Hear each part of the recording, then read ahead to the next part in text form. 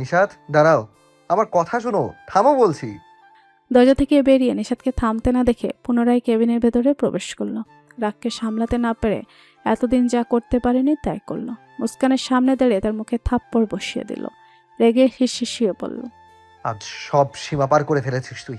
এরপর যদি আমার আশেপাশেও তোকে দেখি, তাহলে তোকে জাস্ট খুন করে ফেলবো, মাথায় রাখিস। কথা শেষ করে আর এক মুহূর্ত দাঁড়ালো না। নিজের প্রয়োজনীয় জিনিসগুলো নিয়ে বেরিয়ে পড়ল। মুস্কান রায়নের এমন কাজে অবাক বা কষ্ট পেলেও সেদিকে পাত্তা দিল না।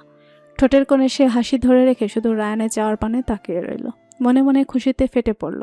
এই ভেবেছে তার কাজে অনেকটা সফল হয়েছে। নিশ্চয়ই এখন এদের সম্পর্কে ফাটল ধরবে। সে রায়ানকে না পেলে ওই মেয়ের সাথেও ভালো থাকতে দিবে না। নিশাত পারিপার্শ্বিক সব ভুলে ছুটে বেরিয়ে এলো। বুকের ভেতর দহন শুরু হয়েছে তার। এই তো তাদের মধ্যে সব ঠিক হতে শুরু করেছিল, তার মাঝে এই মেয়ের আগমন মন মেনে নিতে পারল না। যে বুকে সে দুদিন আগে নিশ্চিন্তে মাথা রেখে সময় পার করেছিল, সেই বুকে আজ অন্য মেয়ে মাথা রেখেছে। তার স্বামীকে অন্য মেয়ে জড়িয়ে ধরেছে। এটা সে কি করে মেনে নেবে? পারল না মানতে। চোখের বাঁধ ভাঙল। চোখের পানি মুছতে মুছতে একটা ট্যাক্সি দাঁড় করিয়ে তাতে চড়ে বসলো। বুকের ভেতর যে দহন শুরু হয়েছে তা এত সহজে কমার নয়। নিশাতের নিজেকে দিশেহারা মনে হলো। বারবার ওই দৃশ্য চোখের সামনে ভেসে উঠল। ট্যাক্সির ভেতরে বসে মেয়েটা নিঃশব্দে চোখের পানি বিসর্জন দিল। নিশাত যাওয়ার কিছু মুহূর্ত পরেই রায়ান এলো। আশেপাশে তাকিয়েও মেয়েটাকে খুঁজে পেল না। মেয়েটা কষ্ট পেয়েছে বুঝতে পেরেও এভাবে তাকে ছাড়াই চলে গেছে বুঝতে পেরে রেগে গেল। কোথায় আর যাবে? বাড়ি বা হাসপাতালে? হাসপাতালে ইমার্জেন্সি আছে, তাই এই মুহূর্তে বাড়ি যাওয়া সম্ভব নয়। আপাতত হাসপাতালে গিয়েই খুঁজে দেখুক। পেয়ে গেলে বুঝিয়ে বলবে, না হলে রাতে বাড়ি ফিরে মেয়েটার রাগ ভাঙাবে ভেবে নিজের গাড়িতে চড়ে বসলো। সাই বেগে ছুটে চলল নিজেদের হাসপাতালে। হন্ততন্ত হয়ে ভেতরে প্রবেশ করে অল্প সময়ের মাঝে মেয়েটার সব জায়গায় খুঁজল, কিন্তু কোথাও মেয়েটার হদিস পেল না। তার মানে মেয়েটা বাড়িয়ে গেছে। শিওর হতে আম্মুকে ফোন করলো। রিমি বেগম জানালো মেয়েটা বাড়িতেই গেছে। রায়ান একটু স্বস্তি পেল যেন। বাদবাকি রাতে দেখে নেবে ভেবে নিজের কেবিনে ছুটল। তারপর তৈরি হয়ে সার্জারি রুমের দিকে আগালো। এত তাড়াহুড়ো দুপুরে খাবারটাও খেলো না ছেলেটা। মাথা জুড়ে শুধু একটা চিন্তায় ঘুরল, যেন মেয়েটা তাকে ভুল না বুঝে। তার না যাওয়া অবধি যেন মেয়েটা কেঁদে না ভাসায়। সন্ধ্যা গড়িয়েছে। সার্জারি শেষ করেই বাড়ি ফিরতে চেয়েছিল। তারও কাজ এসে পড়ায় ফিরতে পারেনি। এখন সুযোগ পেতেই ছুটে এলো। গাড়ি থেকে নেমে ব্যতিব্যস্ত হয়ে বাড়িতে প্রবেশ করলো। যেন বইয়ের রাগ ভাঙানোর ভীষণ তাড়া তার মাঝে। হলরুমে কেউ নেই বলতে গেলে, কিন্তু নিজের বাবাকে বসা দেখল। পাশে তার মা বসে টিভি দেখছে। বাবাকে দেখেও দাঁড়াতে চাইল না। পায়ের গতি বাড়িয়ে উপর উঠতে যাবে, তখনই আরহান সাহেব ছেলেকে ডেকে উঠল। বাবার ডাক শুনে না থেমে আর পারল না। পিছু হেঁটে এসে বাবার সামনে দাঁড়ালো। এসেই শুধালো কেন ডেকেছে। তার মনটা বইয়ের চিন্তায় এমনিতেই বিচলিত, কিন্তু তাকে আরো বিচলিত করে তুলতে আরহান সাহেব একটা পেপার এগিয়ে ধরল ছেলের সামনে। রায়ান তা ধরে না দেখে বুড়কুচকে বাবার উদ্দেশ্যে শুধালো, এটা কি? আরহান সাহেব ছেলের পানে একবার তাকালো, পুনরায় চোখ সরিয়ে থমথমে কণ্ঠে বলে উঠল, ডিভোর্স পেপার। তোমার বউ তোমাকে ডিভোর্স ঠুকে দিয়ে বাপের বাড়ি চলে গেছে। গধূলির অনেক পরে এসে গাড়িটা থামলো বাড়ির আঙিনায়। ফোলা ফোলা চক্ষুদয় নিয়ে নেমে দাঁড়ালো মেয়েটা। মেয়েটা যখনই অমন একটা বৃষ্টি দৃশ্য চোখের সামনে ভেসে ওঠে, তখনই চোখের বাঁধ ভেঙে যায়। কি এক অবস্থা! চেয়েও পারছে না নিজেকে বোঝাতে। কাঁদতে চাইছে না, তবুও চোখ ভরে ওঠে। চোখ মুখ ভালো করে মুছে নিল, নয়তো বাবা মা হয়তো চিন্তা করবেন। গাড়ি থেকে নিজের ব্যাগটা নামিয়ে ড্রাইভারকে চলে যেতে বলতেই তিনি চলে গেলেন। নিশাত টিনের তৈরি ছোট গেটটা পেরিয়ে বাড়ির ভেতরে প্রবেশ করতে নিজের আম্মুর দেখা পেলেন। তিনি এই সন্ধ্যাকালীন সময়ে বাইরে কোনো কাজে ব্যস্ত ছিলেন। শব্দ পেয়ে পেছনে তাকিয়ে এই অবেলায় মেয়েকে একা দেখতে পেয়ে অবাক হলেন। দ্রুত মেয়ের কাছে হেঁটে এলেন। মেয়ের চোখ মুখ কেমন অস্বাভাবিক লাগছে। কিছু কি হয়েছে? আর একা কেন? মেয়ের অবস্থা দেখে চিন্তিত হলেন, কিন্তু ওনার স্বভাব যেন তা পুরোপুরি ফুটিয়ে তুলতে সক্ষম হলো না। চিন্তার রেশ আংশিক ফুটে উঠল স্বরে আর মুখে। মেয়েকে শোধালো, কিন্তু স্বরটা সেই তীক্ষ্ণই শোনালো। তুমি হঠাৎ এই অবেলায় এখানে কেন? আর জামাই কই? একা কেন তুমি? মায়ের চোখে মুখের চিন্তা কিছুটা হলেও অবলোকন করেছে নিশাত, কিন্তু এই তীক্ষ্ণ স্বর যেন একদম পছন্দ হলো না। তাছাড়া দুপুরের ঘটনার রেশ এখনও তার মধ্যে রয়েছে। আর সে এতদিন পর এসেছে, কোথায় খুশি হবে আম্মু তা না করে প্রশ্ন করছে। মেয়ে ছেড়ে জামাইয়ের খোঁজ করছে, যে মুহূর্তে নিশাতের একদম ভালো লাগলো না। নিজের মন মেজাজ যেন আরো বিগড়ে গেল। সব কষ্ট যেন রাগ স্বরূপ মায়ের উপর ফোলাতে চাইল। রাগত্ব স্বরে বলল, কেন? মেয়ে এতদিন পর এসছে তাতে খুশি হওনি নাকি এসে তোমার অসুবিধা করে দিলাম? এখন কি নিজের বাপের বাড়িতেও আসতে পারবো না আমি? যে মেয়ে হাজার কটু কথা বলার পরেও উচ্চস্বরে কথা বলে না, সে আজ উগ্র মেজাজে কথা বলছে কেন? খুবই কি খারাপ কিছু হয়েছে নাকি? ভেবে প্রশ্ন করলেন। এই, তুমি কি জামাইয়ের সাথে ঝগড়া করে এসেছো? কিছু ঘটেছে তোমাদের মাঝে? না হলে এই অবেলায় একা একা? মাকে বলতে না দিয়ে নিশাত পুনরায় রেগে পড়ল। কেন, তার সাথে ঝগড়া না হলে বুঝি আসতে পারি না এখানে? তোমার তো দেখছি মেয়ের বাড়িতে আসায় কোনো ফারাকও পড়ছে না। মেয়েকে দেখে খুশির ছিটে ফোঁটাও নেই তোমার মুখে। মেয়ের এত উগ্রতা মেনে নিতে পারলেন না পূর্ণা বেগম। তিনিও রেগে বললেন। এই মেয়ে, এভাবে কথা বলছো কেন? আমি কখন বললাম যে তুমি আসাতে আমি খুশি হইনি? একা এসেছো, এখন সেটা জিজ্ঞাসাও করতে পারবো না? সবকিছু মুখে বলতে হয় না আম্মু। তোমার ব্যবহারেই বলে তাই তুমি আমাকে নিয়ে খুশি নও। এমন কেন করো আমার সাথে? মাঝে মাঝে মনে হয় আমি তোমার নিজের মেয়েই নই। মায়ের কথার পিঠে বলে উঠল নিশাত। রাগে কষ্টে নিশাতও যেন ভুলতে বসেছে কী সব বলছে। মেয়ের মুখে এমন কথা শুনে থমকে গেলেন পূর্ণা বেগম। মেয়েকে ধমকে উঠলেন। এসব কি ধরনের কথা নিশাত? বেয়াদবি কেন করছো? আর একবার এসব বললে কিন্তু চাপড়ে তোমার গাল লাল করে দিব। মায়ের ধমক খেয়ে নিশাতের রাগে কষ্টে আবার চোখে জল এলো। রেগে হাতের ব্যাগটা সেখানে ফেলে রেখে কোনো জবাব না দিয়েই ঘরের দিকে গেল। মেয়ের কি হয়েছে বুঝতে ব্যর্থই থেকে গেলেন পূর্ণা বেগম। মেয়ের ফেলে যাওয়া ব্যাগটা উঠিয়ে নিজেও পেছন পেছন গেলেন। নিশাত দরজাবতে আসতেই বাবার দেখা পেলেন। মেয়েকে সামনে দেখে যেমন খুশি হলেন তেমন উদ্গ্রীব হয়ে উঠলেন নোমান সাহেব মেয়েকে কাঁদতে দেখে। মেয়ে ওনার সামনে দুহাঁটু গেড়ে বসতে উদ্বিগ্ন স্বরে শুধালো। আসতে বলেছি বলে এই অবেলায় চলে এসেছো? কিন্তু এভাবে কাঁদছো কেন আম্মু? কিছু হয়েছে? নিশাত বাবার পা জড়িয়ে ধরে কোলে মাথা রেখে ফুঁপিয়ে উঠল। মনে পড়ল কলেজ থেকে ফেরার পর শাশুড়ির সামনে স্বাভাবিক থেকে কোনো মতে রুম অবধি গিয়েই আবার ঝরঝর করে কেঁদে উঠেছিল। কান্নার মাঝে হঠাৎ তার আব্বুর ফোন পায়। নিজেকে সামলে বাবার সাথে কথা বলে। কথার মাঝে নোমান সাহেব হঠাৎ আবদার করে বলে ফেলেছিল তাকে অনেক দিন দেখে না, যেন জামাইকে নিয়ে একবার ঘুরে যায় গ্রাম থেকে। নিশাত তখন কি মনে করে নিজের শ্বশুরমশাইকে ফোন করে এখানে আসার জন্য পারমিশন চেয়েছিল। আরহান সাহেব হয়তো জানতেন ছেলের সার্জারি আছে, তাই বললেও যেতে পারবে না। আর হয়তো বৌমাস্বরের অস্বাভাবিকতাও টের পেয়েছিলেন, তাই পারমিশন দিয়েই দিয়েছিলেন একা একা আসার। নিশা তো অনুমতি পেয়ে দেরি করেনি, একা একাই ছুটে এসেছে বাবার কাছে। ভেবেছিল বাবার কাছে আসলে ভালো লাগবে, ওই দৃশ্য মস্তিষ্ক থেকে মুছে যাবে। নয়তো ও বাড়িতে থাকলে তার শুধু কান্না পাচ্ছিল। কিন্তু এখন বাবাকে কি করে বলবে কান্না করতে চায় না বলে এখানে এসেছে, কিন্তু ওনাদের দেখে আরও কান্না পাচ্ছে। সেই বৃষ্টি দৃশ্য চোখের সামনে বারবার ভেসে উঠছে। কোনো মতে নিজেকে একটু সামলে নিয়ে বলল।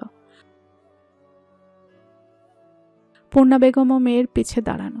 মেয়ে এখানে বাবার কথা এসেছে বুঝলেন, কিন্তু মেয়ে যে মিথ্যে বলছে তাও স্বামী স্ত্রী দুজনেই বুঝতে পারলেন। পূর্ণা বেগমই আগে বলে উঠল। বাবা আসতে বলেছে বললেই তো হতো আমাকে। আমাকে জানিয়ে তো আর কোনো কাজ করো না তোমরা বাবা মেয়ে, তাই জানতাম না।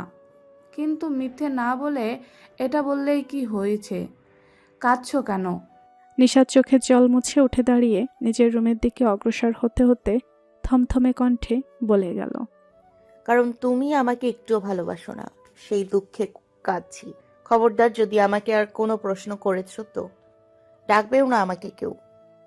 বলেই রুমে ঢুকিয়ে দরজা বন্ধ করে দিল। নোমান সাহেব ভীষণ আশ্চর্য হলেন মেয়ের এমন রূপ থেকে। এসেছে আর তার সাথে গল্প না করেই চলে গেল মেয়েটা, আবার এসব কেমন স্বরে কথা বলছে। তখন এসেই মায়ের সাথে উচ্চস্বরে কথা বলেছে মেয়েটা, তাও কিছুটা শুনতে পেয়েছিলেন তিনি হুইল চেয়ার ঘুরিয়ে মেয়ের দরজায় করাঘাত করে কয়েকবার ডাকলেন। তিনি সাড়া পেলেন না। পূর্ণা বেগম দীর্ঘশ্বাস ফেলে স্বামীর উদ্দেশ্যে বলে উঠল। থাকতে দাও একা, ঠান্ডা হলে তখন জেনে নিও কি হয়েছে। পারলে ও বাড়িতে একটা ফোন করো। স্ত্রীর কথা মেনে নিলেন নোমান সাহেব। নিজের রুমে চলে গেলেন। আর পূর্ণা বেগম মেয়ের ব্যাগ রেখে রান্নাঘরে ছুটলেন। মেয়ে এসেছে, রান্না বসাতে হবে তো। ডিভোর্স পেপার, তোমার বউ তোমাকে ডিভোর্স পেপার ঢুকে দিয়ে বাপের বাড়ি চলে গেছে? পেপার হাতে পেয়ে আর বাবার মুখে ডিভোর্সের কথা শুনে রানের যেন মাথায় আগুন জ্বলে উঠল। ওই স্টুপিটের এত বড় সাহস যে সামান্য কারণে তাকে ডিভোর্স দিতে চায়। ওই মেয়েকে তো আজ দেখে নেবে। একবার আর আসার অপেক্ষাও করল না। যা হবে বাপের বাড়ি আজ, কিন্তু রাগটা আগে বাপের উপর দেখিয়ে বলে উঠল। সে ডিভোর্স পেপার দিল আর তুমি রেখে দিলে? আমাকে জানালে না কেন? তুমি কি আমাকে সব জানাও যে আমি তোমাকে সব জানাতে যাব? বাবার ভাবলেশীন কথা শুনে রায়ান আরও রেগে গেল। স্বামীর শুরুর কথা শুনেই রিমি বেগম টিভির আওয়াজ কম করে দিয়ে ছেলের স্বামীর দিকে ধ্যান দিয়েছিলেন। এখনও তিনি অবাক হয়ে তাকিয়ে আছে। রায়ান রাগ আর বিরক্তির মিশেলে বলে উঠল, আজব কথাবার্তা আব্বু। আর আমার বউ চলে গেল, তুমি একটাবারও আটকালেও না। ছেলের রাগ যেন দেখেও দেখলেন না আরহান বাবু। পূর্বের মতো ছেলের পানে না থেকে নির্লিপ্ত স্বরে বলল, তোমার বউকে আমি আটকাতে যাব কেন? তুমি আটকাতে পারো না? আর শুধু বউকে পছন্দ করলে হয় না, নিজের রুমের জায়গাও দিতে হয়, নয়তো সেই মেয়ে কেন থাকবে তোমার সাথে? বাবার মুখে আমার প্রশ্ন শুনে রায়ান নিজের রাগটাকেই কমিয়ে গম্ভীর স্বরে বলে উঠল, বলেছিলাম তোমার বৌমাকে রুমে থাকতে, সে রাজি হয়নি, এটা আমার দোষ কি? ছেলে বলেছিল শুনে আরহান সাহেবও একটু দমলেন, কিন্তু ছেলের কাছে হার মানতে চাইল না। তাই তিনি একটু গম্ভীর স্বরে বললেন, নিশ্চয়ই ধমক দিয়ে বলেছিলে থাকার জন্য, তাই মেয়েটা আমার রাগ করে থাকতে রাজি হয়নি। ধরো, তোমার মাকে রাগ করে রুম থেকে বের করে দিয়ে পুনরায় ধমক দিয়ে রুমে থাকার কথা বললাম, তাহলে তোমার মা থাকতো? ছেলে আর স্বামীর তর্ক বিতর্কের মাঝে রিমি বেগম যেন নীরব দর্শক। তিনি শুধু আশ্চর্য হয়ে শুনে যাচ্ছেন আর দেখে যাচ্ছেন কোনো কথা কিভাবে তার বাবা ব্যাখ্যা করছে। বিরক্ত হলো রায়ান, নির্জীব কণ্ঠে বলল, এত লজিক আমাকে না বুঝিয়ে তোমার বৌমাকে একটু বোঝাতে পারতে, তাহলেই হতো। ছেলের কথার পিঠে আরহান সাহেব একগুঁয়ের স্বরে বলে উঠলেন, তোমার দোষে গেছে নিশ্চয়, তাহলে আমি কেন বোঝাবো? তোমার বউ, তুমি গিয়ে বোঝাও, আমি আর এসবে নেই। রায়ান বিরক্তিকর শ্বাস ফেলল বাবার থেকে এমন বেহুদা জবাব পেয়ে। উপরে যাওয়ার কথা ভুলে গেল। ডিভোর্স পেপারটা হাতে নিয়েই উল্টা ঘুরে হাঁটা শুরু করলো, উচ্চস্বরে উচ্চারণ করলো, ঠিক আছে, আমি দেখে নিচ্ছি আমার বউকে, কিন্তু তুমিও মাথায় রেখো, এর শাস্তি স্বরূপ নাতি নাতনিদের সাথে খেলারও সুযোগ দেবো না তোমাকে, সবাইকে দেখে নেব। ছেলেকে যেতে দেখে রিমি বেগম নীরবতা ভেঙে ছেলেকে ডেকে উঠলেন। এই রায়ান, এখন আবার কই যাস? রায়ান মায়ের ডাক শুনে না থেমে বলে গেল, বউ আনতে যাচ্ছি আম্মু। পেছন থেকে আরহান বাবু চিল্লিয়ে বলে উঠল, দেখা যাবে কি করতে পারো তুমি, কিন্তু এখন গিয়ে ভুলেও আমার বৌমাকে বকবে না, বলে দিলাম। রায়ান চলে গেল একরাশ ক্লান্তি, রাগ আর বিরক্ত নিয়ে। রিমি বেগম আশ্চর্য হয়ে স্বামীর পানে তাকালো। লোকটা এখন কেমন মিটিমিটি হাসছে। তিনি অবাক হয়ে শুধালেন, বৌমা কখন ডিভোর্স পেপার পাঠালো? বৌমা না পাঠালেও উকিল বাবু পাঠিয়েছিল, বুঝলে? স্বামীর কথা হয়তো কিছু একটা বুঝতে পারলেন তিনি। রেগে বলে উঠলেন, তোর জন্য ছেলে রেগে গিয়ে যদি আবার মেয়েটাকে মেরে বসে, তাহলে তোর খবর আছে বলে দিলাম। স্ত্রীর ধমক শুনে আরহান সাহেব গলা খাকারি দিয়ে বলে উঠলেন, মারবে না, নিশ্চিত থাকো। তোমার ছেলে এখন ওই মেয়ের ওষটা খায়, বুঝলে? কিন্তু নিজের স্বামীকে এভাবে ভয় দেখাতে নেই গিন্নি, নয়তো তোমার স্বামী ভয়ে হার্ট অ্যাটাক করে বসতে পারে। স্বামীর কথা শুনে রিমি বেগম আরও কটমাট করে তাকালেন। রেগে স্বামীর পাশ থেকে উঠে নিজের রুমে চলে গেলেন। আর তা দেখে আরহান সাহেব জোরে একটা হাত ছাড়েন। রাত প্রায় 10টা। গ্রামের সময় বেশ ভালোই রাত হয়। মাত্রই দরজা খুলল মেয়েটা। রাগে কষ্টে কাঁদতে কাঁদতে তখনই ঘুমিয়ে পড়েছিল। যখন ঘুম ভাঙল তখন ক্ষুধার তাড়নায় আর রাগ দেখাতে পারল না, কষ্ট ভুলে গেল। মানুষ এসব শুনলে হয়তো হাসবে, কিন্তু এটাই সত্যি। মেয়েটার ক্ষুধা লাগলে সেসব ভুলে যেতে পারে, কিন্তু না খেয়ে থাকতে পারে না। তাই তো এত সময় মা বাবা ডাকার পরেও দরজা না খুললেও এখন আর না খুলে পারল না। নিশাদ ধূপধাপ পা ফেলে মা বাবার রুমের সামনে এলো। পরক্ষণে থেমে দরজা দিয়ে বুল্লুক মেরে দেখল। তারপর মুখ ভেটকিয়ে মায়ের উদ্দেশ্যে ডেকে বলে উঠল, আমার ক্ষুধা পেয়েছে, আমি খাবো। ওনারা হয়তো এতক্ষণ এর জন্যই অপেক্ষায় ছিল যে কখন মেয়ের ক্ষুধা পায়। মেয়ের বিষয়ে ভালোই অবগত তো। নোমান সাহেব কিঞ্চিত হেসে মেয়েকে কাছে ডাকলেন। নিশাতে এগিয়ে গেল। পূর্ণা বেগম বাবা মেয়েকে একা ছেড়ে খাবার আনতে চললেন। নিশাদ গিয়ে বাবার সামনে বিছানার উপর দোপা ভাঁজ করে বসলো। নোমান সাহেব সুযোগ পেতেই শুধালো, কি হয়েছে আম্মু? জামাইয়ের সাথে কিছু হয়েছে?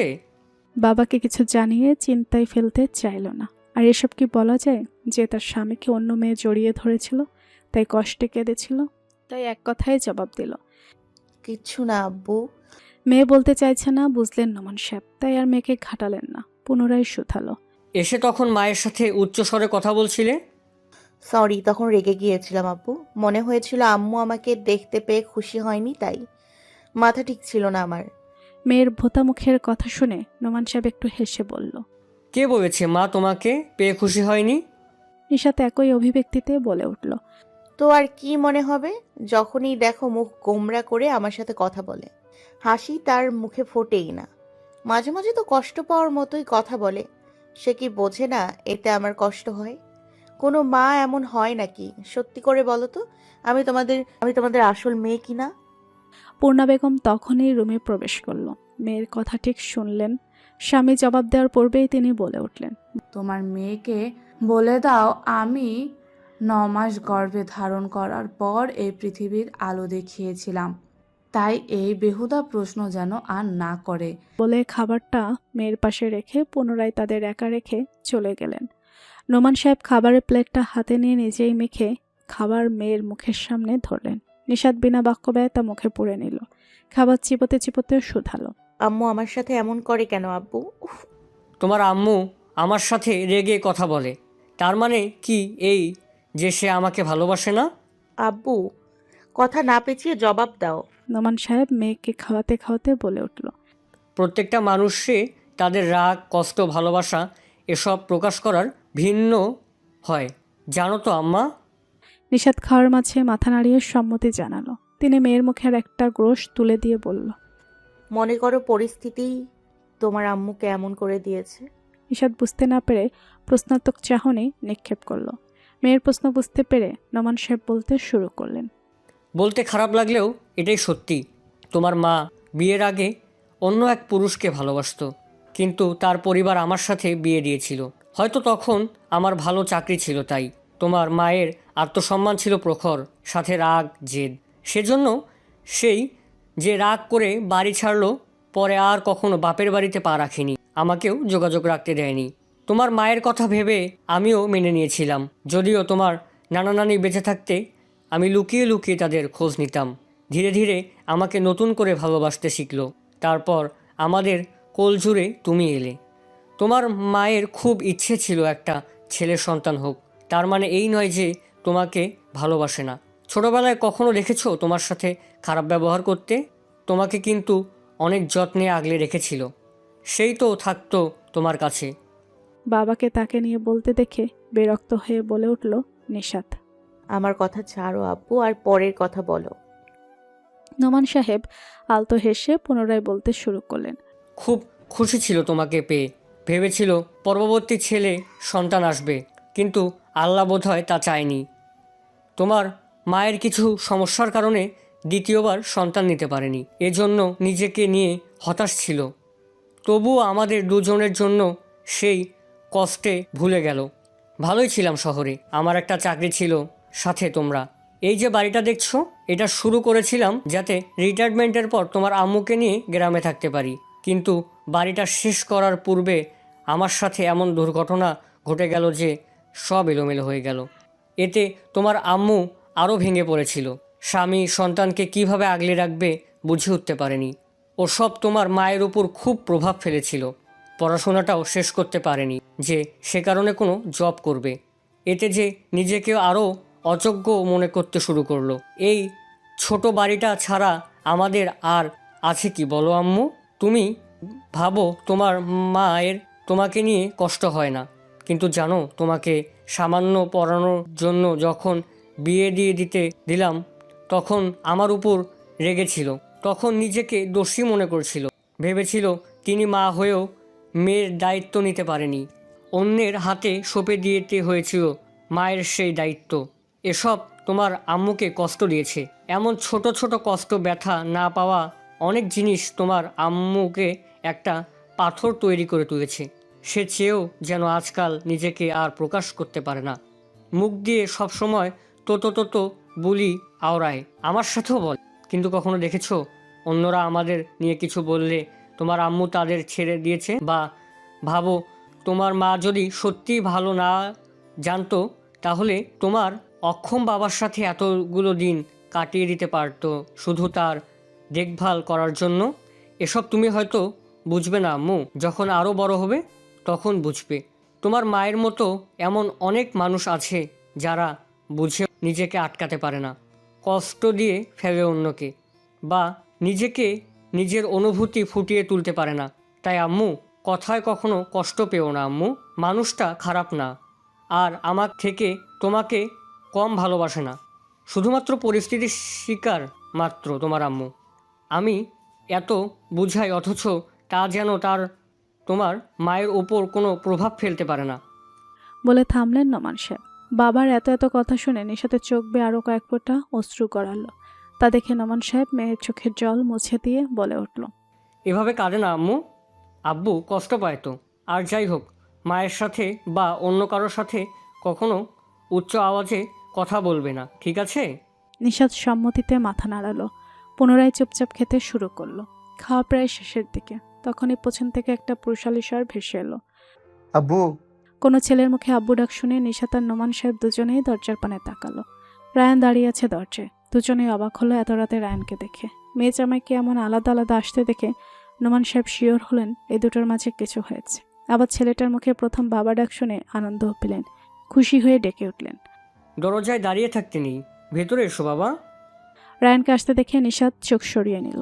সেদিক একবার দেখে রায়ান হেঁটে শ্বশুরের সামনে দাঁড়িয়ে সালাম জানিয়ে নতমস্তকে শুধালো। কেমন আছেন আব্বু? নোমান সাহেব খুশি হয়ে আওড়ালো, আব্বু আর আম্মু মুখ একসাথে দেখতে পেলে কোনো বাবা কি খারাপ থাকে বলো?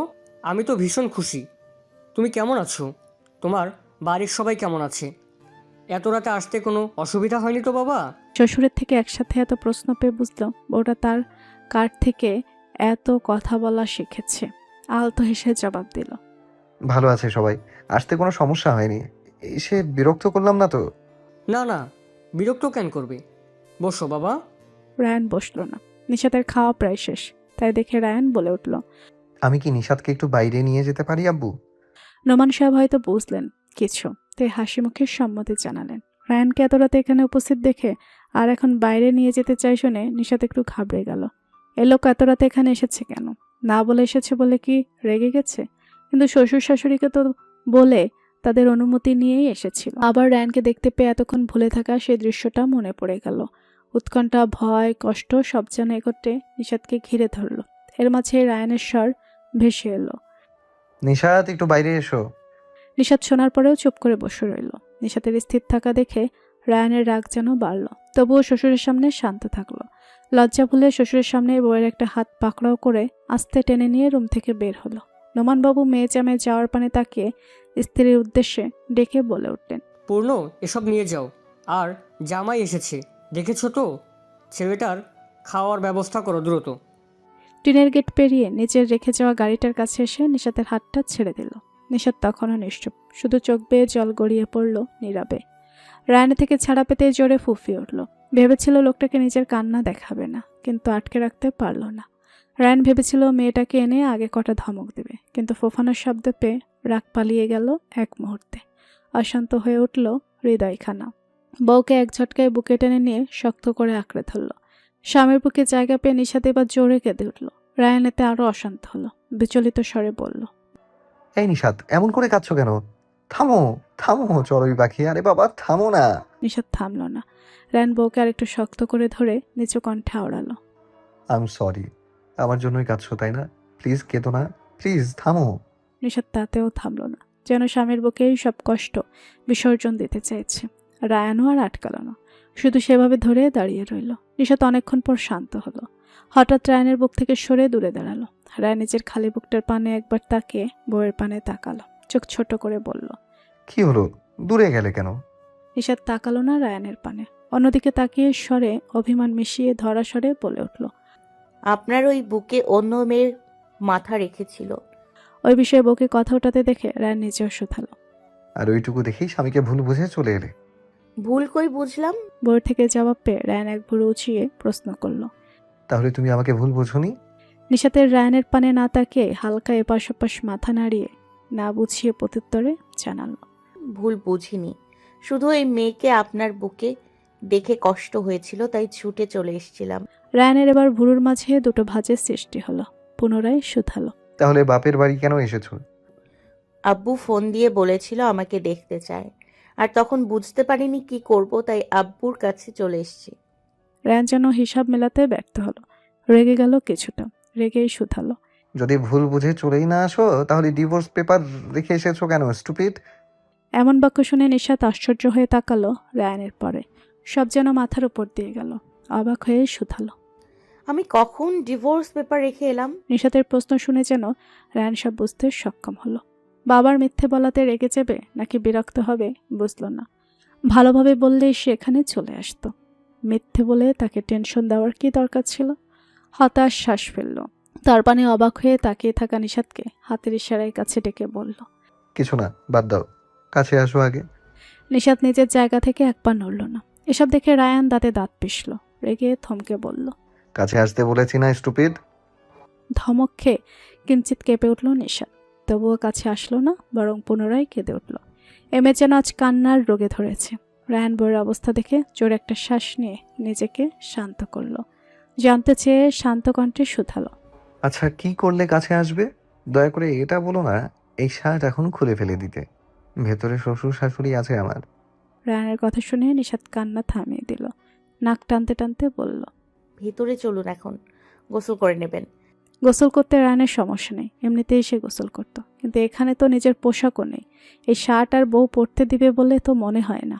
ওসব পরে দেখে নেবে ভেবে ভাবনা স্থগিত করলো।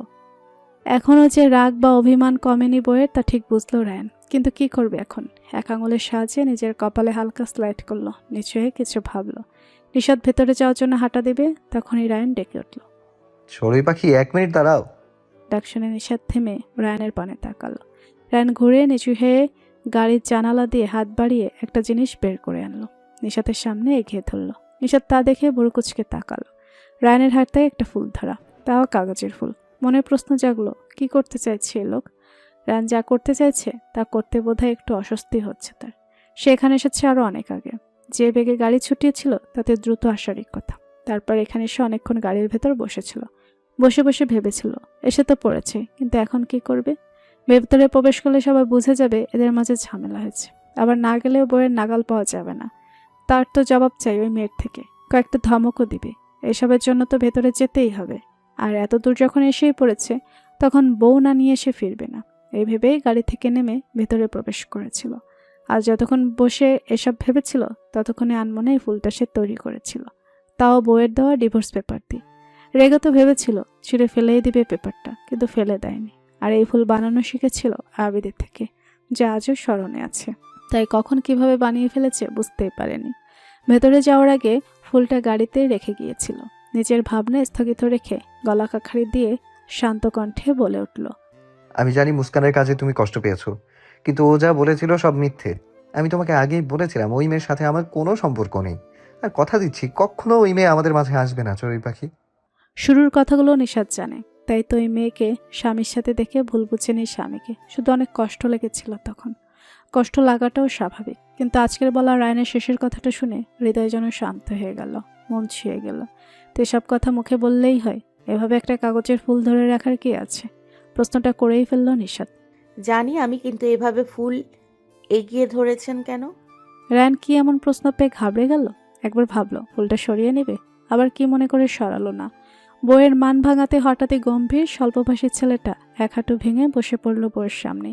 স্বামীর এমন কাজে নিশাত অবাকের শীর্ষে পৌঁছে গেল যেন। তাকে আরও অবাক করে দিতে রায়ান অকস্মাৎ শান্ত শীতল কণ্ঠে আওড়ালো। Will you be the mother of my future twins? নিশাতের যেন মাথা ঘুরে পড়ে যাওয়ার উপক্রম হলো। এই খাটাস ডাক্তার কি তাকে প্রপোজ করলো? কিন্তু এমন অদ্ভুত প্রপোজ কে দেয়? নিশাতের চোখ দুটো গোল গোল আকার ধারণ করলো। হাত উঁচিয়ে চোখ দুটো পরিষ্কার করে আবার তাকালো সামনে, কিন্তু না, সে ঠিকই দেখছে। অবাক হয়েই শুধালো। আপনি কি আমাকে প্রপোজ করলেন মাত্র? ও যে আশ্চর্যের ঠেলায় নিজের মাঝেই নেই তা ভালোই বুঝলো রায়ান। তার নিজেরও তো কেমন কেমন লাগছে। সে কি কখনো ভেবেছিল যে এইভাবে কাউকে প্রপোজ করবে? তার বন্ধু কয়টা দেখলো নিশ্চিত উষ্টা খেত। নিজের ভাবনায় আর কাজে কিঞ্চিত ঠোঁট বাঁকালো রায়ান। দ্বিধা বলে মাথা নেড়ে সায় জানিয়ে উচ্চারণ করলো। হ্যাঁ, করছি প্রপোজ। আপনি অ্যাকসেপ্ট করেছেন তো মিসেস? নিশাত তো এখন যেন হাওয়ায় ভাসছে। সে কি স্বপ্নেও কখনো এমন স্বপ্ন দেখেছিল যে তার স্বামী তাকে এভাবে প্রপোজ করবে? কখনো ভাবেনি, মাথাতেই আনেনি। এমন অকল্পনীয় কাজ ঘটালে নিশ্চয়ই মানুষ খুশিতে উঠবে। নিশাতেরও সেম তাই হয়েছে। এমন প্রস্তাবে একটু লজ্জাও পেল। লাজুক হেসে স্বামীর হাত থেকে ফুলটা নিয়ে নিল। নিজের দিকে তাকিয়ে জবাবে বলে উঠল। কাগজের এই পদ্মফুল আপনি বানিয়েছেন? রায়ান মাথা নেড়ে সম্মতি জানালো। নিশাত পুনরায় জবাব দিল। আপনার এই ফুলটা পছন্দ হয়েছে, কিন্তু আপনার প্রপোজাল নয়। বউয়ের মুখে লাজুক হাসি দেখে ভেবেছিল বউ পটে গেছে, কিন্তু এমন জবাব পেয়ে ভুরু কুচকে এলো। বসা থেকে উঠে দাঁড়িয়ে শুধালো। কেন? নিশাত নিজের হাসি আড়াল করে শুকনো মুখে বলল। এমন প্রপোজ কে দেয় শুনি? তাহলে কি বলতাম? উইল ইউ ম্যারি মি, এটা বলতাম। কিন্তু আমাদের তো বিয়ে হয়ে গেছে, তাই না? শুধু ওটাই বাকি আছে। তাহলে ভুল কিসে বললাম? নিশাত মুখ বাঁকালো, মনে মনে ভাবলো এসব না বলে একবার বললেই পারতেন আই লাভ ইউ নিশাত। তা তো বলবে না, যা পেয়েছে আপাতত তাতেই খুশি নিশাত। তাই মুখ লটকে বলে উঠল। ঠিকই বলেছেন আপনি, এবার ভেতরে চলুন। বলেই নিশাত পা বাড়াতে যাবে, রায়ন হাত ধরে বাধা সৃষ্টি করলো। বউকে টেনে এনে নিজের সামনে শরীর ঘেঁষে দাঁড় করালো। চোখে চোখ রেখে বলে উঠল। আগে জবাব দিয়ে যাও চড়ুই পাখি, না হলে কোথাও যেতে দিচ্ছি না। রায়নের চোখে যেন তার কথার সত্যতা ফুটে উঠেছে। নিশাত বুঝতে পেরে কিছু গোপন রাখতে চাইল না। অভিমান কষ্ট তো স্বামীর এখানে ছুটে আসাতেই পালিয়েছে, বরং আরও বেশি কিছু দিয়েছে ফেলেছে আজ তাকে লোকটা। তাই নিজেও সম্মতি জানালো। মাথা নমনীত করে ছোট করে উচ্চারণ করলো। রাজি। আমার চোখের দিকে তাকিয়ে বলো পাখি। স্বামীর অশান্ত হৃদয়ের হাহাকার যেন ধরতে পারল মেয়েটা। চোখ তুলে স্বামীর চক্ষুদায় স্থির করালো। মোহনীয় হেসে আওড়ালো। 100 বার রাজি, 1000 বার রাজি, সহস্র বার রাজি। বউয়ের জবাব পেয়ে রায়ান বউকে চাপটে ধরল। এত জোরে ধরল যে নিশাতের মনে হলো তার হাড্ডি আজ ভেঙেই ছাড়বে এই লোক। জড়িয়ে ধরায় রেগে বলল। ছাড়ুন আমাকে, বলেছি না জড়িয়ে ধরবেন না, ছাড়ুন বলছি। এমন সুন্দর মুহূর্ত বউকে এভাবে বলতে দেখে বিরক্ত হয়ে ছেড়ে দিল রায়ান। বউয়ের এক হাত ধরে পুনরায় বাড়ির ভেতরে প্রবেশ করতে করতে বলে উঠল। দ্রুত চলো, আমি গোসল করব। দ্রুত হোক, আমার বউ কাছে যাই। গোসল সেরে রুমে আসলো রায়ান।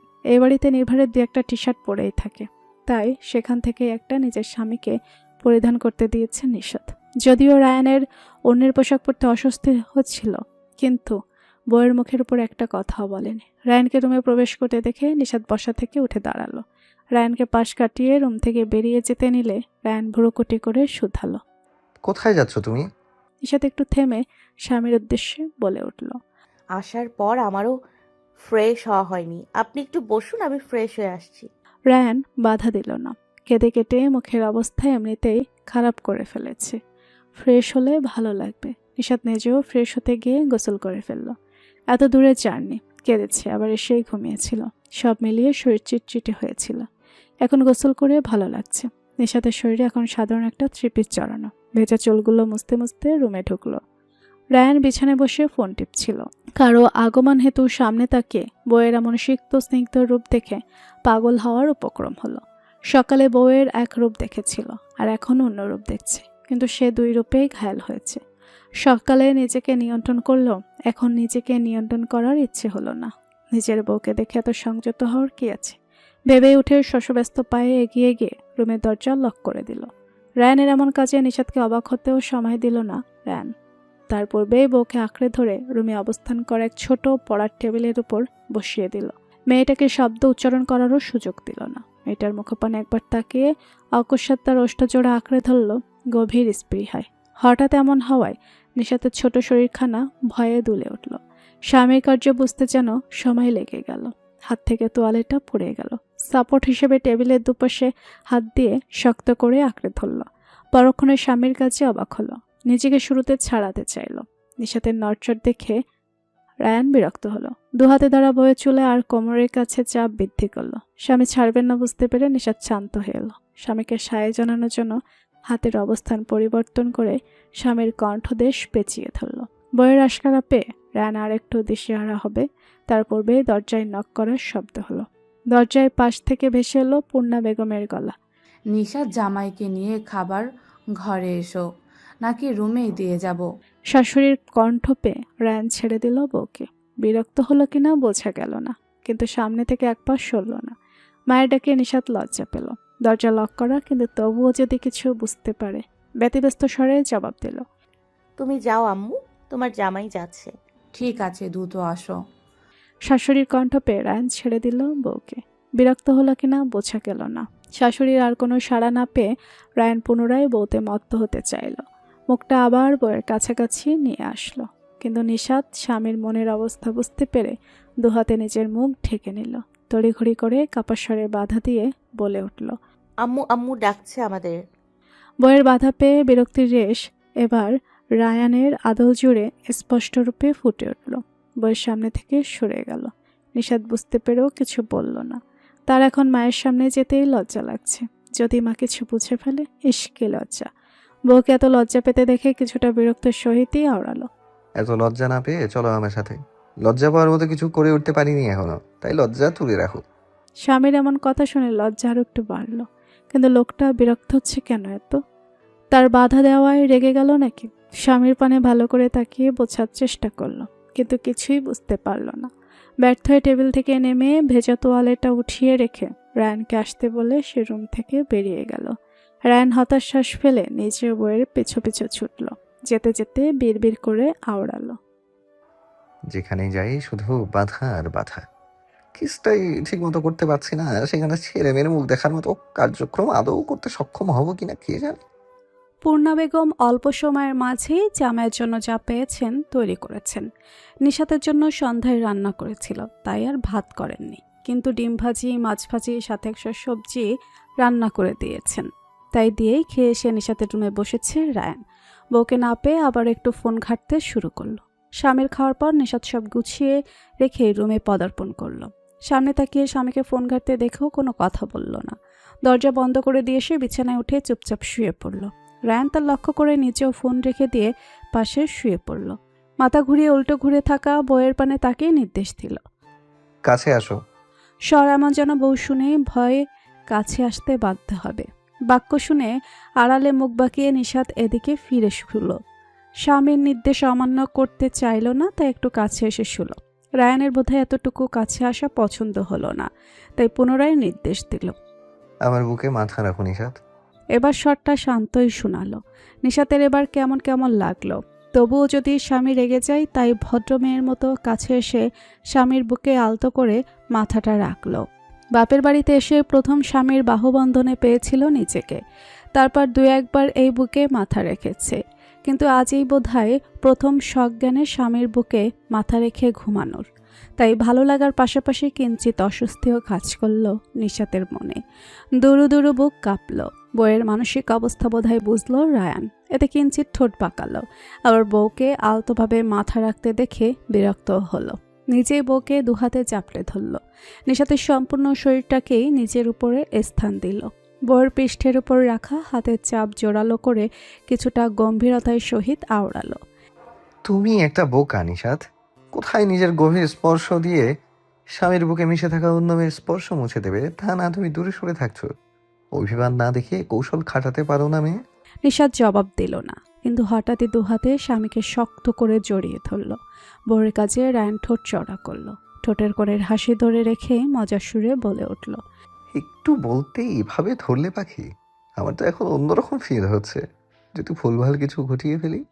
নিশাত কথার আঁচ বুঝতে পেরেও ছাড়ল না স্বামীকে, বরং হাতের চাপ জোরালো করল। শুধু মুখ থেকে কিঞ্চিত রাগত্ব স্বরে বেরিয়ে এলো। আমাকে লজ্জা দেয়া বন্ধ করুন খাটাস লোক, নয়তো কিন্তু আব্বু আম্মুর রুমে চলে যাব আমি। রায়ান তার নীরব হাসির প্রসারণ ঘাটিয়ে মিহিস্বরে বলল। ঘুমাও এখন, শ্বশুরবাড়িতে ওসব করার ইচ্ছে আমার নেই চলো বাকি। আর কোনো বাক্যলাপ হলো না দুজনের মাঝে। নিশাতের কি হলো কি জানে। একটু আগে ঘুম থেকে জাগা মেয়েটারও স্বামীর বুকে জায়গাক পেয়ে পুনরায় ঘুম চলে এলো। রায়ানের ক্লান্ত শরীরও যেন বইয়ের স্পর্শ পেয়ে নিদ্রায় আচ্ছন্ন হয়ে গেল। দুজন দুজনকে জড়িয়ে ধরে সুখের নিদ্রায় তলিয়ে রইল, যেখানে নেই কোনো দ্বিধা, নেই কোনো বাধা, আর না আছে কোনো বাধ্যবাধকতা। আছে শুধু দুজনের সুপ্ত ভালোবাসা আর এক টুকরো খুশির আবহ। পাখিদের কলাকল্লের শব্দে ঘুম ভাঙল নিশাতের। মুখ উঁচিয়ে বুঝতে সক্ষম হলো এখন সে স্বামীর বক্ষস্থলের মাঝে শায়িত আছে। ঘুমান্ত স্বামীর পানে একবার তাকালো, চোখ হাঁটিয়ে খোলা জানালা দিয়ে বাইরে দৃষ্টি দিল। এখনো বাইরে তেমন আলো ফুটেনি, তবে হয়তো কিছুক্ষণের মাঝেই ধরণী আলোকিত হয়ে উঠবে। নিশাত হঠাৎ কি মনে করে স্বামীর পানে তাকিয়ে আলতো স্বরে ডেকে উঠল। ডাক্তারবাবু শুনছেন? উঠবেন একটু, উঠুন না। কথার পাশাপাশি হালকা ঝাঁকি দিল রায়ানকে। ফলস্বরূপ রায়ানের ঘুম ভেঙে গেল। চোখ মেলতেই বইয়ের ঘুম জড়ানো মুখ আর চারিপাশে ছড়িয়ে পড়া এলোমেলো চুলের বাহার চক্ষুগোচর হলো। এতে রায়ানের সম্পূর্ণ ঘুম উবে গেল। চোখের একটা পলক ফেলে আবার তাকিয়ে রইল সেই মুখপানে। এই ভোরে ঘুম ভেঙে বউকে এত কাছে পেয়ে আর বউয়ের অমন রূপ অবলোকন করে যেন মনের মাঝে অশান্ত ঝড় শুরু হলো। রায়ানকে তার দিকে অন্য দৃষ্টিতে তাকিয়ে থাকতে দেখেও নিশাত পাত্তা দিল না, বরং ব্যস্ততা দেখিয়ে শুধালো। আজ আমার সাথে হাঁটতে যাবেন? রায়ানের বোধহয় এখন আর কোথাও যেতে ইচ্ছে হলো না, মুখে হা না কোনো জবাবে দিল না। এক হাত উঁচিয়ে বউয়ের এলোমেলো চুলগুলো সরিয়ে কানের পাশে গুজে দিল। নিশাত জবাব না পেয়ে বিরক্ত হয়ে বলল। যাবেন কিনা জবাব দিন ডাক্তারবাবু। রায়ান বউয়ের বিরক্তি দেখে সায় জানালো। নিশাত খুশি হয়ে উঠে পড়ল। রায়ান উঠে বলল। একটু অপেক্ষা করো, আমি ফ্রেশ হয়ে আসছি। নিশাত বাধা প্রদান করে বলল। এসে ফ্রেশ হয়ে নিন, নয়তো দেরি হয়ে যাবে। রায়ান বুঝল না বউ এত ব্যস্ত কেন, কিন্তু বাদও সাধল না। নিশাত রুম থেকে বেরিয়ে হাঁটা শুরু করতে রায়ানও তার পিছু হাঁটল। ইটের তৈরি কাঁচা রাস্তা দিয়ে হাঁটছে দুজন। আজকাল তো সব গ্রামে প্রায় কাঁচা রাস্তার পরিবর্তে পাকা রাস্তা হয়ে গেছে, কিন্তু তাদের গ্রামের রাস্তা যে এখনও কেন এমন রয়ে গেল বুঝে পায় না নিশাত। তবু এই রাস্তা দিয়ে হাঁটতেই তার ভালো লাগে, ঠিক যেমন এই মুহূর্তে লাগছে। এখানে হয়তো সূর্য উদয় দেখা যায় না, তবে আকাশের পানে তাকালে ছড়িয়ে থাকা লালাভা নজর কাড়ে। এই লালাভাই যেন বুঝিয়ে দেয় সূর্য উদিত হতে চলেছে। গ্রামের মানুষের কাছে সাধারণ দৃশ্যই যেন অসাধারণ মনে হয়। সাথে আছে প্রকৃতির ঠান্ডা হাওয়া, যা গায়ে লাগা মাত্রই প্রসন্নতায় ভরে ওঠে মন। গ্রামের গাছে গাছে পাখিদের মেলা বসে, আর সেই পাখিদের সুরেলা গুঞ্জন শুনে যেন এখানকার বসবাসকৃত মানুষগুলোর মনও গেয়ে ওঠে। এখানে নেই কোনো শোরগোল, নেই উচ্চ আওয়াজ। এমন পরিবেশ মানুষের মন এক লহমায় ভালো করে দিতে সক্ষম। এমন পরিবেশে এসে রায়ানের মনও যেন শান্ত হয়ে এলো। সে শহরের রাস্তায় প্রতিদিন হাঁটতে বের হলেও এখানকার মতো আমেজ সেখানে মেলে না। এই সুন্দর দৃশ্য শহরের কোথায় যেন মন ছুঁয়ে যাবে। শহরের বাতাসে লেগে থাকে যেন এক বিষাক্ত ঘ্রাণ, তাই মনকে সেভাবে প্রশান্তি দিতে সক্ষম হয় না।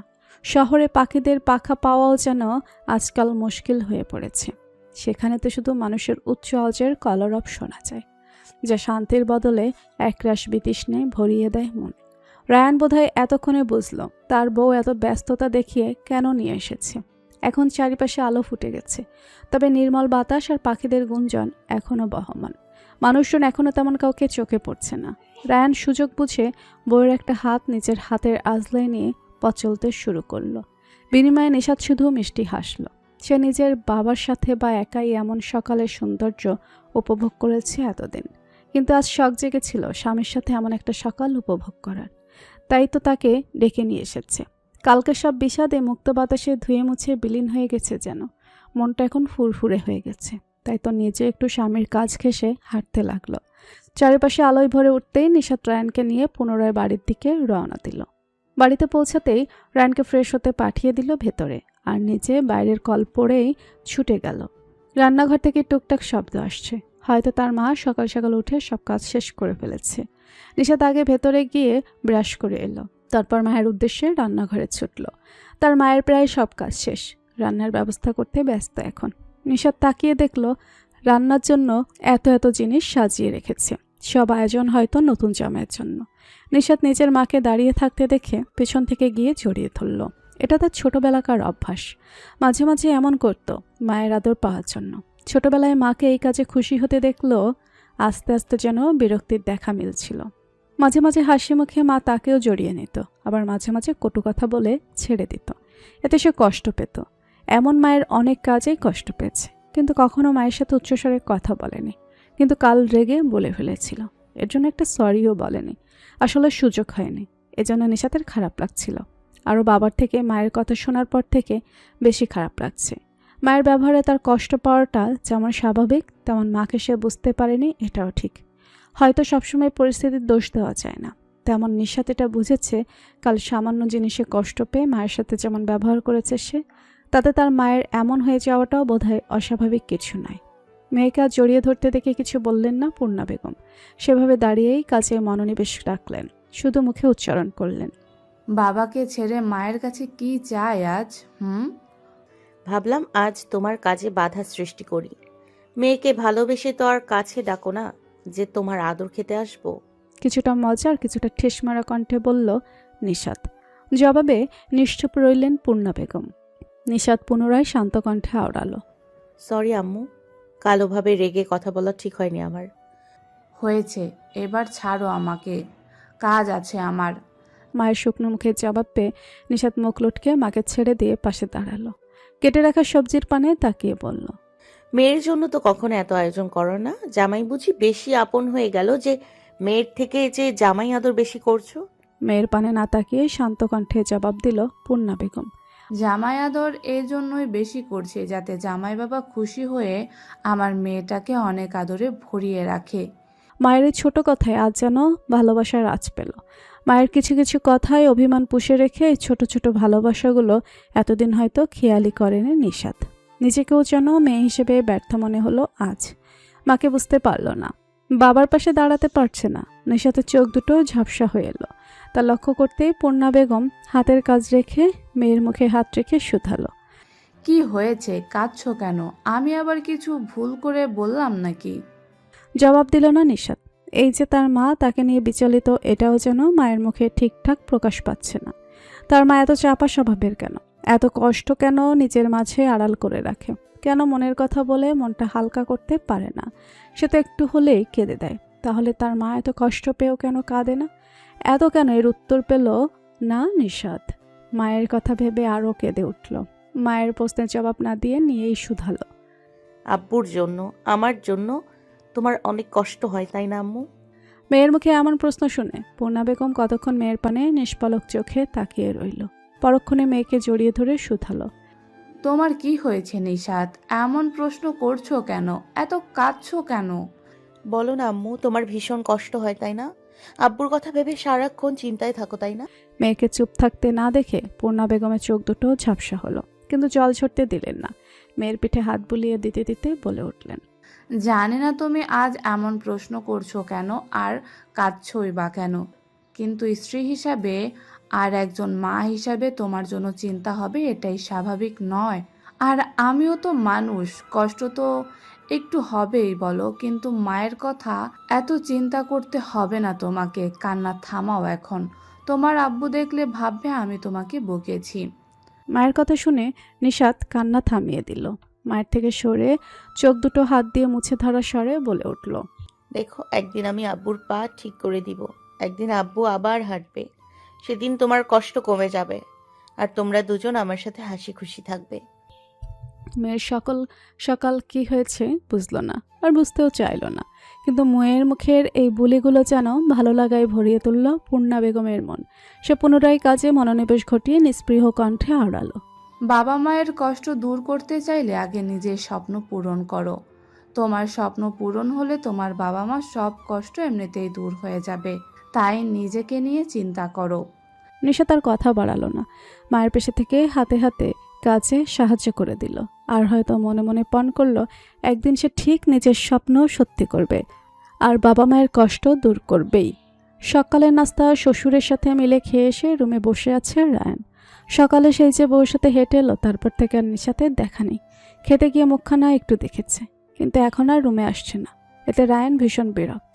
তাছাড়া বাড়ি ফিরতে হবে, কিন্তু এই মেয়ের কি সে হদিস আছে? কাল অমন করে ছুটি না নিয়ে এখানে চলে এলো। মেডিকেল থেকে ফোনের মাধ্যমে ছুটি নিয়েছে, কিন্তু তাকে হাসপাতালে তো যেতে হবে। এসব কি বউ বুঝছে না? ডাকতেও পারছে না মেয়েটাকে। এত কি কাজ করছে যে স্বামীর কাছে আসার একটু সময় হয় না? ভেবে আরও বিরক্ত হলো রায়ান। আর কিছু সময় অপেক্ষা করলো। তার অপেক্ষার অবসান ঘটিয়ে নিশাতের আগমন ঘটলো রুমে। নিশাতকে দেখতে পেয়েই শুধালো। কি করছিলে বাইরে এত, যে স্বামীর কাছে আসার সময় হয় না? স্বামীর গম্ভীর স্বরের প্রশ্ন শুনে তার পানে একবার তাকালো নিশাত। ছোট করে বলল, তেমন কিছু করিনি, আম্মুর কাছে ছিলাম একটু। আপনি কি রেগে গেছেন? আসলে অনেক দিন পর এসেছি তো, তাই আর কি। রায়ান বুঝলো তার স্বর একটু বেশি গম্ভীর হয়ে গিয়েছিল। হয়তো মেয়েটার ভালো লাগেনি। স্বরটাকে শান্ত করে জবাব দিল। না, রাগ করিনি, অনেকক্ষণ থেকে দেখি না তাই জিজ্ঞেস করলাম। আচ্ছা। বলে হেঁটে গিয়ে নিচের আনা ব্যাগ থেকে নিজের পোশাক বের করতে উদ্বৃত্ত হলো। রায়ান সেদিক তাকালো। এখন নিশ্চয়ই বাড়ি ফেরার কথা বললে মেয়েটা কষ্ট পাবে, রাজি হবে না। কিন্তু তাদের তো ফিরতেও হবে ভেবে পুনরায় শান্ত স্বরে ডেকে উঠল। নিশাত। নিশাত নিজের কাজ অব্যাহত রেখে ছোট করে সাড়া দিল। হুম। আমাদের বাড়ি ফিরতে হবে, দ্রুত তৈরি হয়ে নাও। রায়ানের বলা বাক্য শুনতে নিশাতের হাত থেমে গেল। চলে যাওয়ার কথা বলছে কেন লোকটা, তাও এখনই? তাছাড়া সে কেন যাবে? সে তো দুদিন থাকবে বলে এসেছে। পুনরায় কাজে মন দিয়ে বলল। আমি কেন যাব? আমি কোথাও যাব না, কিছুদিন থাকবো এখানে। নিশাত যেতে চাইবে না জানতো, তাই বলে এখানে কিছুদিন থাকতে চায়। কিন্তু সে কি বউ রেখে যাবে নাকি? সে যাবে মানে বউকেও যেতে হবে। রেখে যেতে মোটেও রাজি নয় সে। ভেবে স্বর একটু উচ্চ করেই বলে উঠল। নো ওয়ে, এত কষ্ট করে এখানে এসেছি কি তোমাকে রেখে যাবো বলে? নিশাত বুঝতো না রায়ান আশ্চর্য হয়ে কথাটা বলল নাকি রেগে গিয়ে, কিন্তু সে নিচে একটু রেগে গেল তাকে রেখে যাবে না শুনে, তাই তীক্ষ্ণ কণ্ঠে শুধালো। তো আমি কি বলেছিলাম যে আমাকে নিয়ে আসুন? কেন এসছেন? প্রশ্ন শুনে কি জবাব দিবে বুঝল না রায়ান। পরক্ষণে কিছু ভেবে এদিক সেদিক তাকিয়ে বলে উঠল। কারণ বউ ছাড়া অনেক রজনী একা একা বার করেছি, কিন্তু এখন বউকে ছেড়ে আর একটা রাতও অতিবাহিত করা আমার পক্ষে সম্ভব নয়। এমন বাক্য শ্রবণ করে নিশাতের ভুরু কুঁচকে এলো। তীক্ষ্ণ চোখে তাকালো স্বামীর পানে। এক রাতে তাকে একটু কাছে পেয়ে কি মাথা খারাপ হয়ে গেছে নাকি? না হলে এসব কি ধরনের কথা? নিশাত তীক্ষ্ণতা ভুলে অবাক স্বরে বলল। এটা একটু বেশি বেশি হয়ে গেল না ডাক্তারবাবু? আদিক্ষেতা। প্রশ্ন শেষ করে শেষ কথাটা ঠেস মেরে বলে উঠল। বইয়ের ঠেস মারা কথা শুনে রায়ান বইয়ের পানে ভুরু কুঁচকে তাকিয়ে নির্বিঘ্নে আওড়ালো।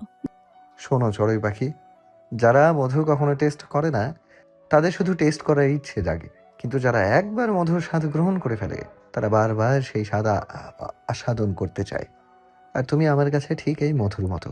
তাই আদিক্ষেতা বলো আর যাই বলো, দ্রুত আমার সাথে বাড়ি চলো। বলে বিছানা ছেড়ে উঠে দাঁড়ালো। এমন লজিক শুনে নিশাতের মুখ হা হয়ে এলো। অবাকের তাড়নায় মুখ ফসকে শুধিয়ে উঠল। তো আপনি কি কখনো মধু পান করেছেন নাকি যে আবার পান করার ইচ্ছে হবে? প্রশ্ন শেষ হতেই নিশাতের যেন হুঁশ ফিরল। বুঝলো রায়ান আসলে কি বুঝিয়েছিল, আর সে অবাকের তাড়নায় ভুল প্রশ্ন করে ফেলেছে। তবে কিছুটা ঠিকও আছে। তেমন কিছু ঘটেছে নাকি তাদের মাঝে যে এই লোক এমন উদাহরণ দিচ্ছে? শুধুমাত্র একটা রাত কাছাকাছি পার করেছে তারা, এতেই এই? নিশাতের প্রশ্ন শুনে রায়ান ঘাড় বাঁকিয়ে তাকালো। বাঁকা হেসে দুপা হেঁটে গিয়ে বইয়ের কাছে ঘেঁষে দাঁড়ালো। নিশাত এই হাসি দেখেই বুঝলো এই লোক আবার কোনো নির্লজ্জ বাক্য ওড়াবে, তাই সেখান থেকে চলে যেতে চাইল। রায়ানও তা বুঝতে পেরে বউকে নিজের বাহুবন্ধনে আটকে নিল। হালকা ঝুঁকিয়ে নিশাতের মুখপানে কেমন করে তাকালো। বউকে আর একটু নিজের সাথে মিশিয়ে নিশাতের কানের লতিতে ঠোঁট স্পর্শ করে শীতল কণ্ঠে উচ্চারণ করলো। সেই বৃষ্টির রাতে আর কাল রাতে কোনো মতে একটু টেস্ট করেছিলাম, ফলস্বরূপ আমার লোভ বেড়ে গেছে। এখন যাতে পুরোটা টেস্ট করতে পারি তার জন্যই সাথে যেতে বলছি পাখি। এমন উপায়ে এমন এক নির্লজ্জ বাক্য শুনে নিশাতের দেহখানা দুলে উঠল। লজ্জায় আনত হলো কায়া। লজ্জার হাঁকতে মুখ কুচিয়ে রাগত স্বরে বলে উঠল। একদিন আমি আপনার মুখ ভেঙে দিব ডাক্তার। রায়ান যেন বইয়ের ধমকানিতে ভয় পেয়ে গেল।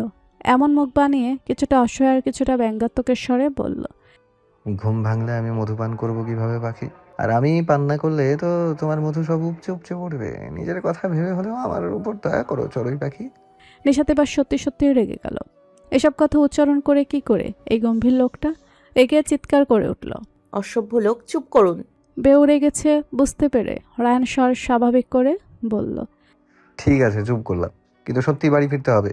কোনো এক্সকিউজ শুনতে চাই না, দ্রুত তৈরি হও। নিশাত তখনও রায়ানের বাহুবন্ধনে আবদ্ধ। লোকটা তাকে রেখে যাবে না বুঝতে পেরে ফুফিয়ে উঠল। কাল সন্ধে এসেছে, আর বাবা মায়ের সাথে একটা দিন থাকতেও পারবে না। কষ্টে ফোফানোর মাত্রা বাড়িয়ে দিয়ে নিজেকে স্বামীর থেকে ছাড়াতে ব্যস্ত হয়ে আওড়ালো। ছাড়ুন আমাকে। আব্বুর থেকে আমি অনুমতি নিয়ে এসেছি, আমি কোথাও যাব না আজ। দূরে যান আমার থেকে আপনি। বউকে কাঁদতে দেখে রায়ান হতাশ শ্বাস ফেলল। শক্ত করে ধরে রেখে বোঝানোর স্বরে বলল। কেন বুঝতে পারছো না? আমার যাওয়া খুব জরুরি, আর আমি তোমাকে ছাড়া যাব না। কদিন পরে না হয় আবার আসবে, পড়াশোনাও তো আছে তোমার, বোঝো প্লিজ। কান্নাও যে তাকে আজ এখানে রেখে যেতে সক্ষম হবে না তা বুঝলো। কান্না থামালো, কিন্তু ফুফানো বন্ধ হলো না। অভিমানে শান্ত হয়ে গেল। স্বামীর পানে তাকালোও না। রায়ান বুঝতে পেরে হতাশ হলো। মেয়ে মানুষের এত অভিমান আসে কোথা থেকে? এখন না ফিরলেও বিকেলে তো ফিরতেই হবে। আর যাই হোক, বউ সে রেখে যাবেই না। অন্য উপায় ভেবে অকস্মাৎ বলল। তোমাকে ভালো একটা অফার দিতে পারি, কিন্তু বিনিময়ে বিকেলে আমার সাথে বাড়ি ফিরতে হবে। অফারের কথা শুনে উৎসুক হয়ে তাকালো স্বামীর পানে, কিন্তু প্রশ্ন করল না। রায়ান বুঝতে পেরে নিজেই বলল। নিজের ননদদের সাথে দেখা করতে যাবে পাখি? অর্তি আপুর সাথে দেখা করতে নিয়ে যাবে। সত্যি ফিরে তো এই লোকের সাথে যেতেই হবে, কিন্তু অফারটা খারাপ নয়। আপুকে একবার দেখেই যাওয়া যাক ভেবেই মন পুলকিত হলো। এক নিমেষে অভিমান ভুলে গেল। স্বাভাবিক স্বরে শুধালো। সত্যি সত্যি নিয়ে যাবেন তো? রায়ান মাথা নেড়ে হ্যাঁ বুঝিয়ে বলে উঠল। কিন্তু আমার সাথে বাড়ি ফিরতে হবে, অভিমান করা যাবে না, মনে থাকবে? মেনে নিল নিশাত। কথা বাড়ালো না। বউকে শান্ত হতে দেখে ছেড়ে দিল রায়ান। ছাড়া পেতেই নিশাত নিজের পোশাক নিয়ে বেরিয়ে পড়ল, হয়তো গোসল করবে। সেদিকে তাকিয়ে রায়ান বড় একটা শ্বাস টেনে নিয়ে ধপ করে বিছানায় গিয়ে বসে পড়ল। মন যেন বলে উঠল, বউ সামলানো এত কঠিন কেন? তার মতো গম্ভীর মানুষটাকেও হাজারটা কথা বলিয়ে ছাড়ছে এই মেয়ে। একটু আদর কি দেখিয়েছে? এখন কথায় কথায় কেঁদে উঠে তাকে দুর্বল করার পায়তারা করে যাচ্ছে। আর কি কি করতে হবে কে জানে। এই বোধহয় শুরু হলো তার বিবাহিত জীবন। আজ নির্ভর ফিরে যাবে। সেই যে শুক্রবার রাতে বিয়ে করে বাড়ি চলে এলো আর এখনো যায়নি। কাল ফিরত, কিন্তু নববিবাহিতা বধূর কথা ভেবে একটা দিন বেশি থেকে গেল। কিন্তু আর থাকা যে সম্ভব নয়। বাড়িতে আসার পর ফোন করে টিউশন থেকে ছুটি নিয়েছিল, কিন্তু কতদিন আর এভাবে ছুটি কাটাবে? থাকলে যে আর টিউশন থাকবে না। তার মা দুপুরে স্কুল থেকে ফিরলেই চলে যাবে। এখন বসে আছে মেয়েটার পাশে ঘরের ভেতর। সকালে খেয়ে মা স্কুলে গিয়েছে আর বউ তাকে নিয়ে বসেছে। তার মা নাকি কিছু গয়না দিয়েছে, সেসবই দেখাচ্ছে। একজোড়া স্বর্ণের কানের দুল, একটা নাকফুল, সোনার দুটো মোটা চড়ি, একটা মালাও আছে। শাশুড়ি থেকে সামান্য উপহার পেয়ে মেয়েটাও কি খুশি। অথচ বিয়ের পর নিজের স্বামী যে এখনো কিছু দিতে পারেনি, সেদিকে মেয়ের খেয়াল নেই। অর্থি বিছানায় আড়াআড়ি শুয়ে ওসব দেখাচ্ছে, আর নির্ভর বউয়ের সোজাসুজি ফুলের উপর বসে আছে। বিছানার উপর দুটো ভাঁজ করা হাতের উপর থুতনি ঠেকিয়ে গয়না কম বউয়ের দিকে তাকিয়ে আছে বেশি। অর্থি তা বুঝতে পেরেও কিছু বলল না। কিছুক্ষণ পর নির্ভরই বলে উঠল, তোমার স্বামীর তো এখনো সামর্থ্য নেই তোমাকে শহরে নিয়ে রাখার। তোমার পড়াশোনার কি হবে ভেবে দেখেছো? অর্থি এক পলক স্বামীর পানে তাকিয়ে হাসি মুখে বলল, কি আর হবে, ভাইয়া তো বলেছিল স্যারদের সাথে কথা বলে ম্যানেজ করে দেবে, যাতে আমি পরীক্ষার সময় গিয়ে শুধু পরীক্ষাটা দিতে পারি। আর যদি না পারি তাতেও সমস্যা, আপনি বললে আমি পড়াশোনাও ছেড়ে দেব। মেয়েটা হেসে হেসে জবাব দিলেই বুঝি নির্ভর তার কষ্টটা বুঝতে পারবে না। দুজনের মুখমণ্ডল কাছাকাছি হওয়ায় নির্ভর একটা হাত অর্থির গালের উপর রাখল, ব্যর্থ কণ্ঠে শুধালো। আমার জন্য আর কি কি বিসর্জন দেবে অর্থি? অর্থি নিজের একটা হাত গালে রাখা স্বামীর হাতের উপর রাখল। স্বামীর চোখে চোখ রেখে সেই হাসি বদনেই প্রত্যুত্তর বলল, বিসর্জন আর কই দিলাম কিছু। আর যদি দিয়েও থাকি, বাইরের কোনো ছেলের জন্য তো দেইনি, দিলে নিজের স্বামীর জন্য দিয়েছি, প্রয়োজনে আরও দিতে রাজি। এত ভালো একটা মেয়েকে জীবনসঙ্গী হিসেবে পেয়ে খুশি হবে, নাকি বউকে তার প্রাপ্য সুখ না দিতে পারার জন্য কষ্ট পাবে বুঝল না নির্ভর। গাল থেকে নিচের হাত সরিয়ে অর্থির হাতটা টেনে এনে তাকে ঠোঁট ছোঁয়ালো। ব্যথিত কণ্ঠে আওড়ালো ছেলেটা, তোমাকে আর কিচ্ছু বিসর্জন দিতে হবে না অর্থি। আমি দ্রুত কোনো ব্যবস্থা করব। একটা চাকরি জোগাড় করতে পারলেই তোমাকে শহরে নিয়ে যাব। তাহলে আর তোমার পড়াশোনা নিয়ে চিন্তা করতে হবে না। স্বামীর কথায় নীরব হাসির মাত্রা বাড়ালো অর্থির। যোগ্য স্ত্রীর মতো করে বলে উঠল, ঠিক আছে, আমি সেদিনের অপেক্ষা করব, কিন্তু আপনার এত তাড়াহুড়ো করার দরকার নেই সিনিয়র, এত কষ্ট করার দরকার নেই। আমি মানছি কিছুদিন আমার মানিয়ে নিতে কষ্ট হবে, কিন্তু ঠিক পারবো। আপনার প্রতি আমার ভরসা আছে, আমি আপনার সাথেই আছি। তাই নিজেকে কষ্ট দিয়ে আমাকে সুখ দেওয়ার কথা ভাববেন না, তাহলে আমি সুখ পেয়েও সুখী হব না, বিশ্বাস করুন। নির্ভর মায়াময় দৃষ্টিতে তাকিয়ে রইল নব স্ত্রীর পানে, হয়তো কিছু ভাবতে ব্যস্ত। অর্থির বলতে বলতে হাসির মাত্রাটা একটু কমে এসেছে, তবে মুখে আধার নামেনি। সেও দৃষ্টি হটালো না। নির্ভরকে এভাবে তাকিয়ে থাকতে দেখে অর্থির মনে দুষ্টু বুদ্ধি মাথায় চাপল। অকস্মাৎ নিজের মুখটা বাড়িয়ে নির্ভরের ঠোঁটে আলতো স্পর্শ দিয়ে পুনরায় সরে গেল। এমন কাজে নির্ভর থ হয়ে গেল। ভেবাচেকা খেয়ে মুখ হাঁ করে তাকালো বইয়ের পানে। ভদ্রস্বামীর এমন রিয়াকশন দেখে অর্থে একটু উচ্চ আওয়াজে হেসে উঠল। বইয়ের হাসির শব্দ পেয়ে বাস্তবে ফিরল নির্ভর। বইয়ের স্পর্শ পেয়ে তার পুরুষ মন যেন দিশেহারা হলো।